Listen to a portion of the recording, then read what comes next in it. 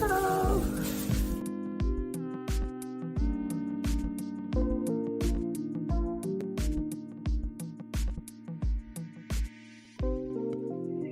morning. I hope you guys are having an amazing Sunday morning. Are you getting ready to go to church somewhere? I hope so. Thank you for stopping in this morning for morning meditations. Remember, every morning at 7 a.m., we are journeying from resurrection to Pentecost. We're looking at encounters with Jesus. We're looking at the words of Jesus. We're looking at lives that were forever changed by Jesus. I ask you to take just a moment to go in and share this with somebody. Let me get it open so I can share too. We're going to share this morning because today we are going to take a little break. We've been talking about following Jesus, and we've been looking at the call of each disciple to follow Jesus, each of the 12, I should say, to follow Jesus. And so this morning we're going to take just a little detour for just a moment. We're going to do what Jesus himself did. He says, I must need go through Samaria.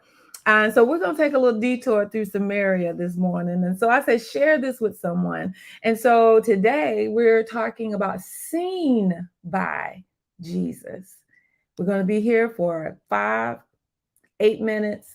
We're going to wrap this up and send you on your way where I hope you're going somewhere to gather and hear more about this Jesus who gave everything for us. All right, the Samaritan woman, you're going to find her story in John chapter 4. And I'm going to share a few scriptures from there, but I definitely wanted to put up the reference so you can go back later and read the entire thing yourself. But we're just going to look at a few scriptures this morning. You know, we've been talking about following Jesus. Akolateo, which is the Greek word for follow, meaning to just drop everything, follow someone's lead, accompany them, stay with them, all of those things and connotations. But the Samaritan woman was seen by Jesus. Some of us, how many people in the world today, they're fighting to be seen by somebody, anybody. I'm here to tell you that Jesus sees us. When the scripture starts and it says that he had to go through Samaria, that's not quite what we think.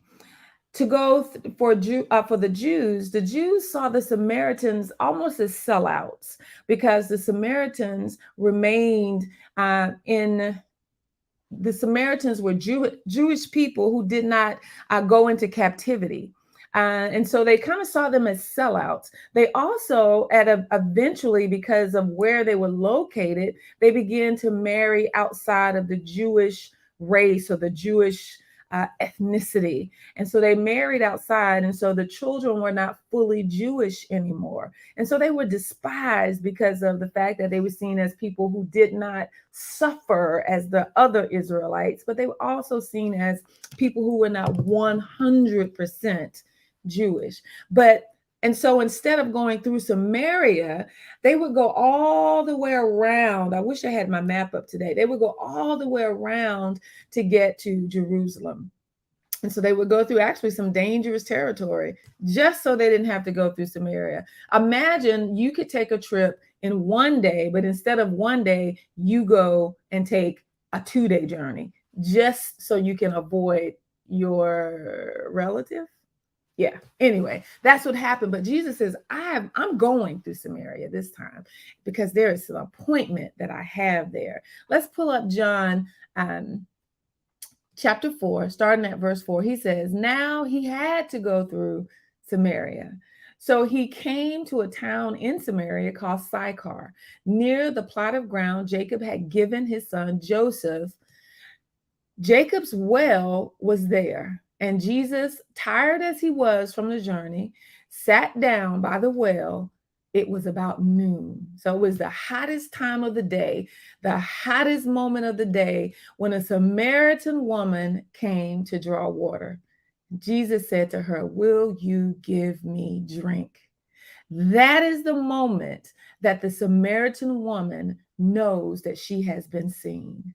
It's the hottest hour of the day. The reason that woman was there was because she had been ostracized by the other women of the day. She had been ostracized because you don't go to the well at the hottest hour of the day. You go in the morning when the sun is low, and also when other people are there. So even though it's work, you gather with friends and family and you laugh and you enjoy the work together. But this woman was not allowed, or she did not feel welcomed at the well.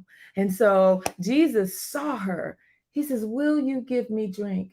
You can read the whole conversation later, but the whole gist of it is that this man, first of all, in this day and age, would even talk to her, but also that he would begin to tell her who she was. He asked her, he told her, "Go get your husband. If you don't think I should be talking to you as a woman, go get your husband." And she says, "I don't have a husband." And Jesus told her, "You are telling the truth now because you've had five, and the one that you have now is not yours."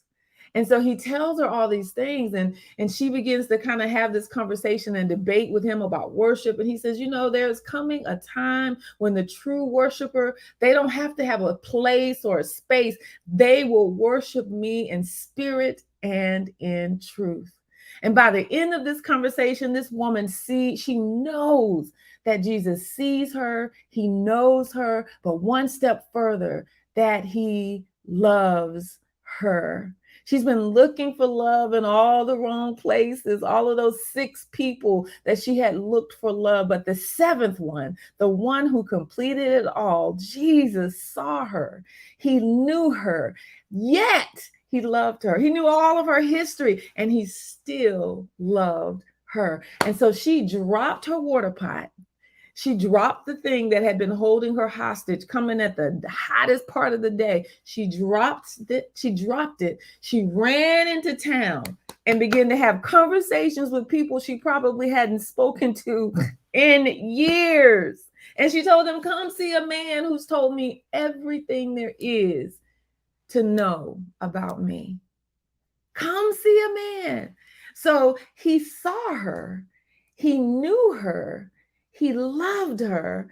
And because of that, she became an evangelist, and she ran into town, told everyone she met about Jesus. And they asked him, stay so that we can hear what you have to say. Come on, y'all. Come on. He sees us, he knows us, and yet he loves us. He'll tell us everything we need to know about ourselves if we sincerely inquire. And so today I say, get in a church somewhere so that Jesus can see you, that he will read your mail, know who you are, and still love you. And if you don't have anywhere to go today, come on over to Radiant Church at 2204 Skidaway Road. We invite you to come where you can be seen, known, and loved. Have a beautiful day, and may everything that you know about you be laid at the feet of Jesus.